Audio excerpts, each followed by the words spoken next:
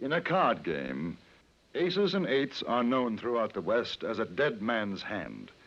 There's a good reason for it. And this is the story of how the hand got its name.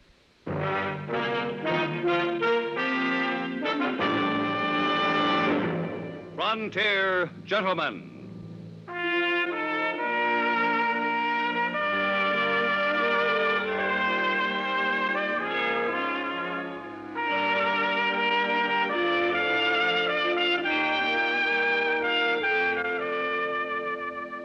Herewith an Englishman's account of life and death in the West.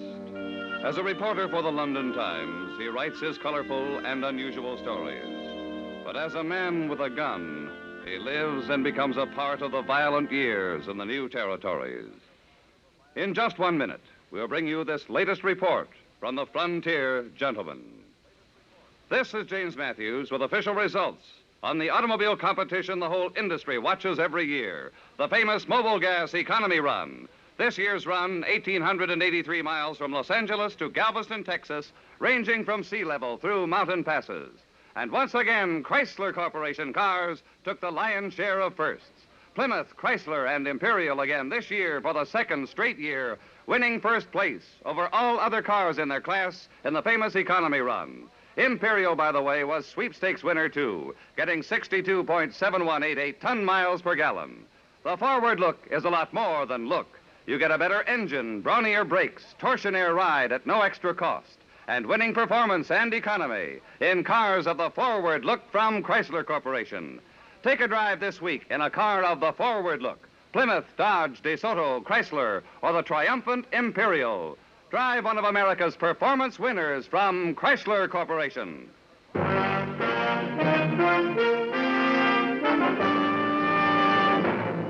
Now starring John Dehner, this is the story of J.B. Kendle, Frontier Gentlemen.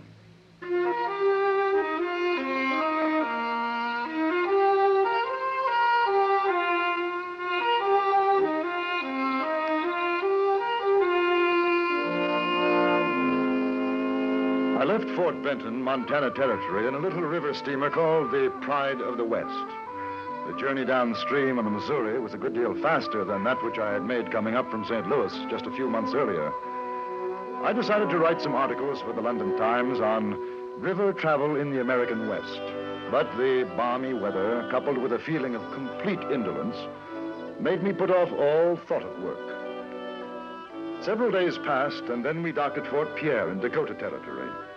I went ashore to purchase a new pair of boots, and it was in the store of an outfitter named Judd Scott that I first heard the name of Deadwood. Well, the left one might be a bit tight. Yes, right here, in the heel. Oh, she'll ease up, mister. Of course, I don't do much trade in ready-mades. If you had more time, I'd make you a real fine pair. Finest in Dakota Territory. Here, let me take it off. Try and work it out. So you're a newspaper correspondent, huh? Well, we've had 'em come through, but none from England. Must be pretty interesting, your line of work. Yes, it is. Quite. Too bad you ain't staying around these parts. Your folks back home would get a pleasure out of reading about things we got around here. You mean in Fort Pierre? Well, there ain't too much going on here. I guess you could write about Jack McCall, though. Try it on now. It should be better. Now, Jack McCall, huh? He used to drive a stage between here and Deadwood. Got some tall yarns to spin about Indians and the like. Go ahead. Take a walk now. Yes, I'd like to meet him. He's back in Deadwood now. How's that? That better? Yes, fine. Where is Deadwood? You mean you ain't heard of it? Worst bunch of cutthroats and outlaws living in all the territories and the United States is in Deadwood. They even got Wild Bill Hickok out there. I hear tell there's folks wanting to put him up for marshal. Hickok? Yes, I've heard of him. Yeah, it won't take Wild Bill long to clean up, I can tell you. Deadwood, huh? Oh, you taking the boots? I'm taking them.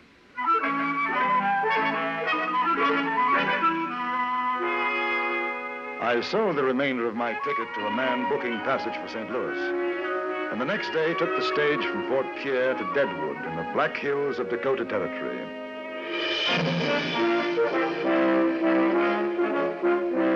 At the stagecoach station in Deadwood, I inquired after Jack McCall and was directed to Carl Mann's saloon.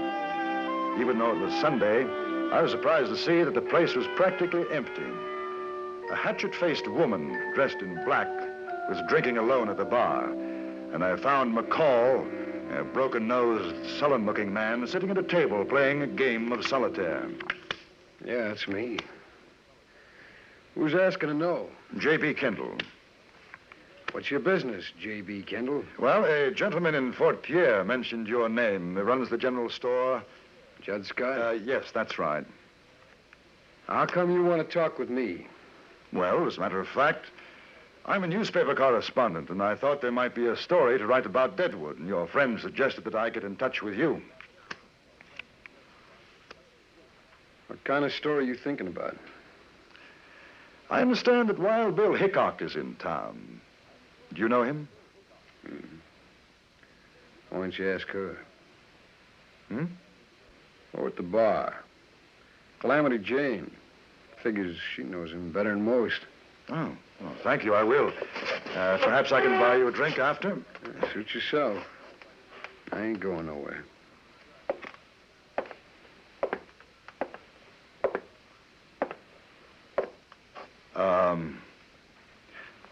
Miss Jane? You talking to me?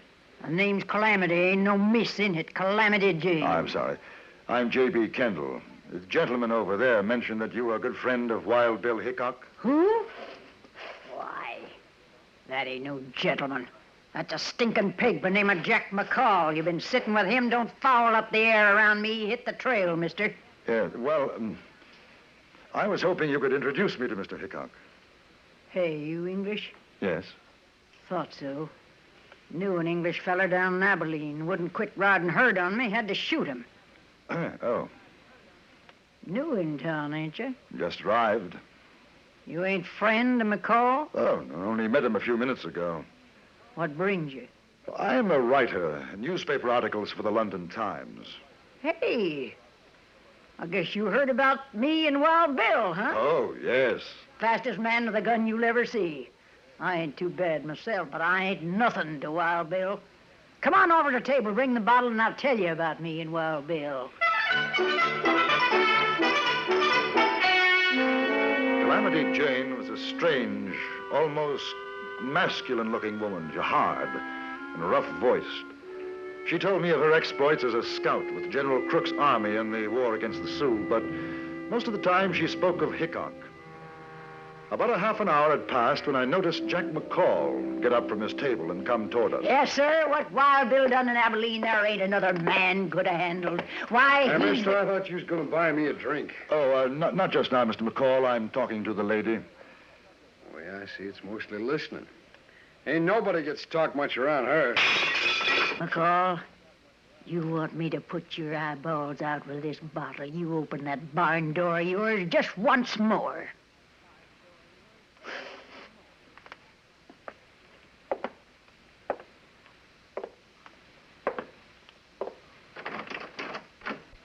Kendle, you come on down to Boot Hill Saloon when you're through. I'll tell you the truth about that female polecat there in a windy frame. One of these days, me or Wild Bill's gonna pump that coyote full of lead. Except he ain't worth wasting a ball on. And all I know about him is that he used to drive the stage between here and Fort Pierre. Yeah, lost that job because he couldn't hold his liquor. He used to be a buffalo hunter till the feller he worked for caught him stealing hides. He ain't no good, that one, and his pals is worse. You ever run into Tim Brady or Johnny Varnes, you watch your step, mister. Them's two of the boys, along with McCall, that Wild Bill's gonna run out of this town when he gets to be marshal.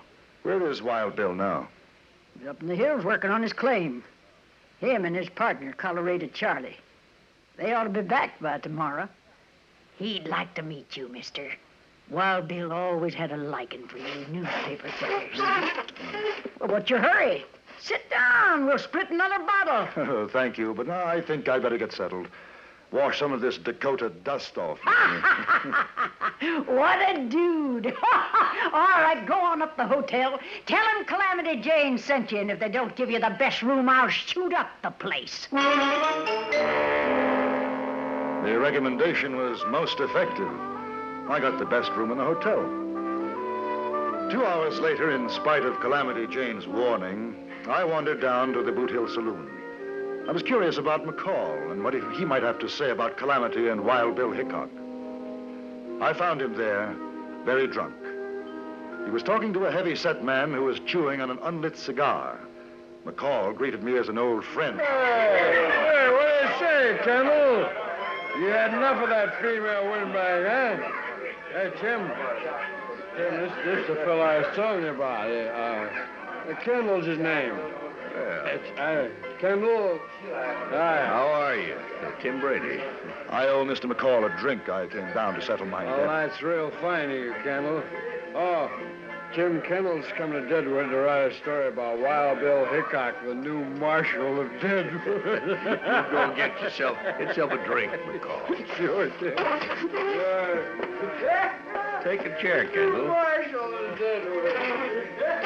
I wouldn't pay no heed to what McCall says. Not when he gets too much whiskey in him. Did he say something? About Hickok being marshal.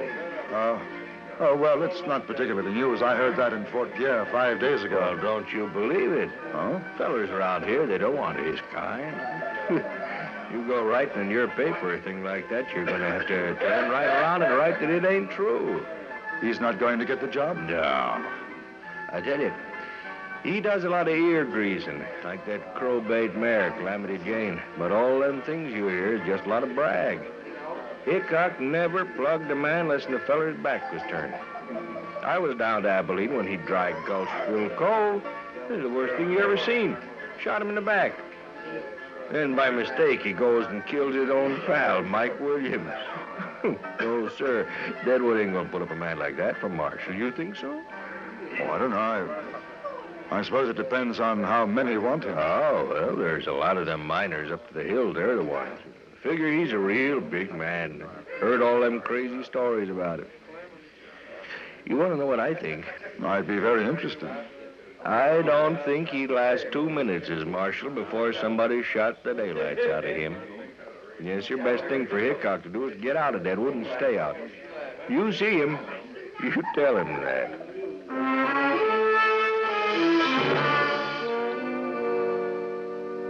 The next night, Calamity Jane introduced me to Wild Bill Hickok. He looked older, more tired than I'd imagined him. As we sat in his room, I noticed that he blinked his eyes, rubbed them, and seemed quite nervous. Constantly glanced toward the door. Calamity had gone out to buy some food. Me and Colorado Charlie had a rough week up in the hills. Feels kind of good to get back. You ever done any mining, Kendle? No. Well, have you ever had the idea to get somebody else to do the work for you? Well, what do you think of Deadwood? Oh, I haven't been here very long. Ain't much like London, I'll bet. No, it isn't. Well, do a little cleaning up like I did in Hayes City and Abilene. We'll have a right nice little town. When do you expect to begin as marshal? And any day now, the boys are getting things moving. I saw a man yesterday, Tim Brady. Brady? And he asked me to give you a message. Huh? The best thing for Hickok to do is to get out of Deadwood and stay out. Well, that's what he said, huh? Yes. You know why? They're afraid of me. They know what's going to happen after I get sworn in. I run them out, and if they don't run, we have a showdown. Brady and his pal Varnes ain't got stomach for that. I gather they're the somewhat unsavory element in Deadwood, is that so? Mister, you ain't just milking pigeons. Why, them miners up in the hills would be dead ducks for Brady and his gang if it weren't for me. This is the worst mining camp in the territory. Ain't been no law here since it started, and Brady don't want none. That's how come the miners want me for marshal. Protection. Well, I'm surprised he hasn't tried to get rid of you before this. That jayhawker knows what had happened to him in a shoot-up. He ain't likely to try nothing. A fellow like that gets somebody else to do his dirty work. Oh, it's only me, Bill. Put away the gun. I told you, Charlie, you ought to knock. Keep forgetting. This is J.B. Kendle. He's going to write a story about me for an English paper. Yeah, I run into Calamity down to Carl's place, and she told me. Nice to meet you, Kendle. And you, sir. My old pal, Charlie Utter. Colorado Charlie's good enough. Kendall's been talking to Brady. Oh, that's so. Rest your saddle, Bill. You make me tired standing. Brady said I ought to get out of town. Oh, he'd like that fine. Yeah, he'd like that. Well, I guess I'll go and wash up before Calamity gets back. You staying around, Charlie? Yeah, I thought maybe we'd go down to Carl's later and play some cards. All right. I'll be right back. Sure.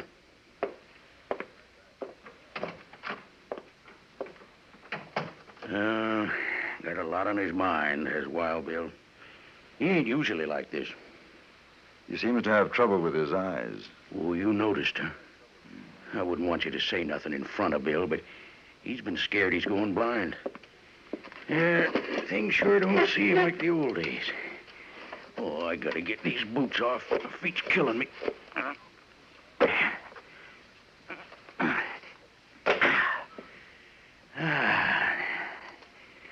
How old is he? Wild Bill? Yeah, let me see. 39. Of course, to hear him talk, you'd think he's closer to 60. I sure do fret over him sometimes. Always talking about dying, this and that. Ain't like the old days. He sure was a rip snorter. Oh, well, maybe when he gets to be marshal again, everything will be like it always was. Calamity Jane came in with the food, and behind her, Bill Hickok. It was a strange supper. Both Colorado Charlie and Calamity kept up a stream of conversation, anecdotes singing the praise of Hickok's past accomplishments, but the atmosphere was strained. The man with the long hair didn't say very much. Afterwards, Charlie Utter invited me to accompany them to the saloon. I noticed that Hickok was reluctant. Possibly he had a feeling, a warning of what was to come. It was 8 o'clock when we arrived at Carl Mann's saloon and sat down at the card table. Charlie, change seats with me. I ain't sitting with my back to the door. Wild Bill, you're getting worse than an old woman. Or maybe so, but that's the way it is. I like to see what's coming in. Well, here. Yeah, take my place if you like. No, sir. All he wants is a catbird seat. That's how come he's always winning. You ain't moving, Bill. You got the right idea, Charlie. Wild Bill, you got your seat, and that's the way it's going to be. Carl, bring us a bottle of whiskey and a deck of cards. Marshal Hickok's going to be the big loser tonight. After a few minutes, we were joined by a miner, and the 5 of us played. It was a friendly game, and we could see Hickok beginning to relax. He was a good player and held more than his share of winning hands. But while the game went on, there was something happening down the street in the Boot Hill Saloon. We didn't know it then, but after it was too late, we heard what had taken place. 3 men sat in a back room, one of them drinking heavily. This was Jack McCall. The other 2 were Tim Brady and Johnny Varnes, the leaders of the toughs in Deadwood. Well, I'm telling you, Jack, you'll be a big man. Well, they'll look at you when you walk down the street. They'll say, there goes Jack McCall. He killed Wild Bill Hickok. You hear what Johnny says? Yeah, I hear. Give me another drink, there. Well, sure.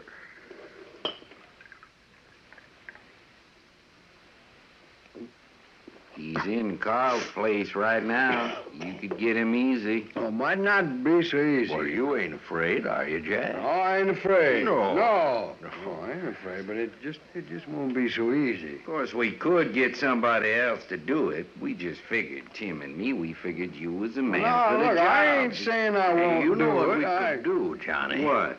We could maybe get that newspaper feller, Kendle, to write something about Jack in his paper. Hmm?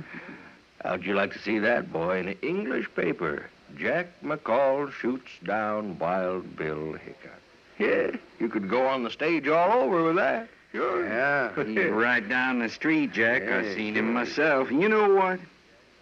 He's sitting with his back to the door. Now, you listen. Just listen, how come if you was there, you didn't plug him yourself? Yeah, it ain't no use, Johnny. He don't understand. All right. No, Forget it, wait a Jack. minute. I'm Go not on, just. get out I'm of just it. asking. That's all. Now, just tell me how come. Because Calamity Jane and Colorado Charlie is with him. If they saw me, they'd know something was wrong. But not you, Jack. They wouldn't figure you drawing on Hickok. Yeah. That makes sense. That's all I wanted to know was why. All right. What do you say, Jack? Sure, why not? Give Sure. him a gun, Johnny. And don't you miss, boy, you hear?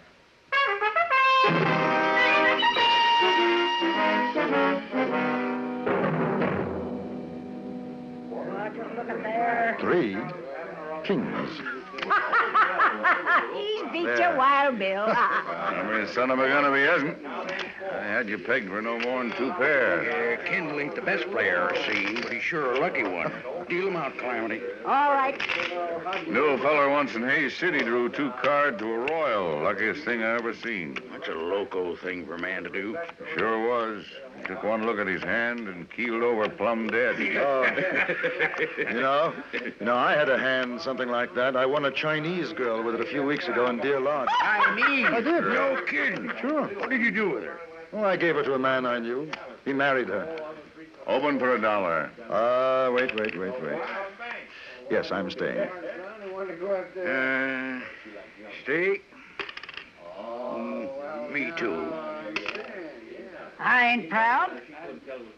There. Cards? 3. Kendall? 2, please. Give me 1.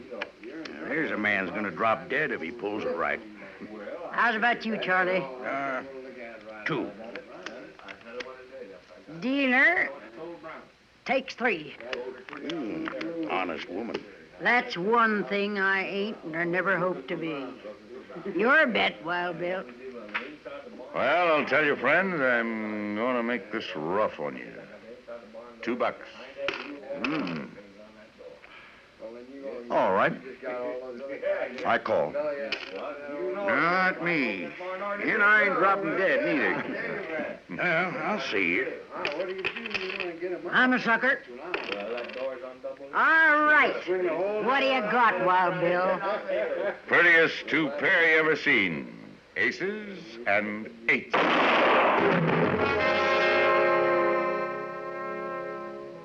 Wild Bill Hickok slumped forward on the table. He still had the winning smile on his face, and the cards crumpled in his tightening fist.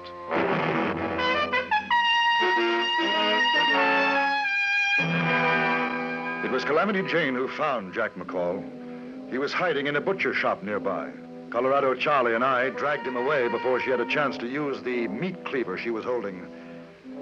We found 6 cartridges in McCall's gun. The only one to fire was the first, the one that killed Hickok. The other 5 were defective. Before I left Deadwood, McCall was tried for murder, but Brady and Barnes must have chosen the jury themselves, because the final verdict was not guilty.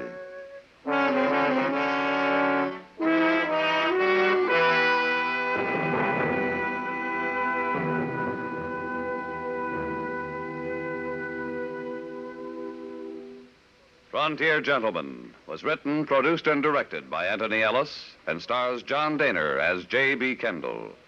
Featured in the cast were John McIntyre, Jeanette Nolan, Jack Moyles, Larry Dobkin, Stacey Harris, and Vic Perrin. Music was composed and conducted by Amerigo Moreno.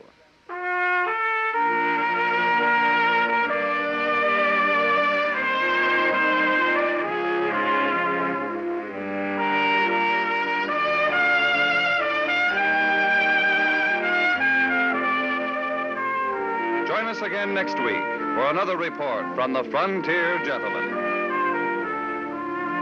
James Matthews speaking. This is the CBS Radio Network.